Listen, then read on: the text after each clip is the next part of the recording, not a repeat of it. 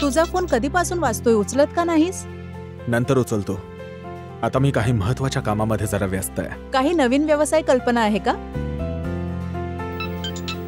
पण इतकं फोन कोण करत आहे? ते वित्तीय बाजारात मी ट्रेडिंग करण्यासाठी लोन उचलले होते ना, यासाठी हे लोक सारखं सारखं फोन करतायत. लोन?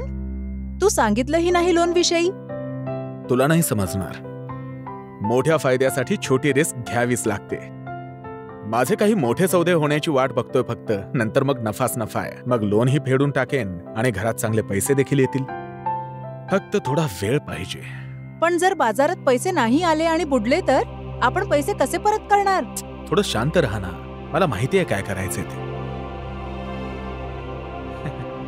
हे बघ, बाजार आता माझ्या हितामध्ये होतोय. बाजारात तुला सुखच नाही दुःखही मिळेल बेटा. लोन घेऊन ट्रेडिंग करणं समजूतदारपणा नाहीये.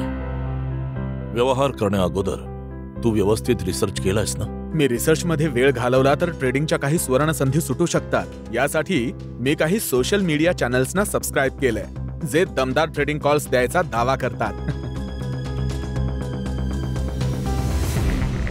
अरे हे काय, मार्केट पुन्हा पडायला लागलं. अशाने तर मी कंगाल होईन. मला वाटलं होतं की यावेळी मला मोठा नफा होईल. आता लोन कसे फेडणार मी? अरे देवा. लगेच फायदा मिळवण्यासाठी बऱ्याचदा नुकसान भोगावं लागतं. अनरजिस्टर्ड ॲडवायझर्स किंवा हँडलिस्टच्या ट्रेडिंग टिप्सवर विश्वास ठेवू नका. ट्रेडिंग करण्या अगोदर रिसर्च नक्कीच करा. समजूतदार व्हा. योग्य निवेश करा.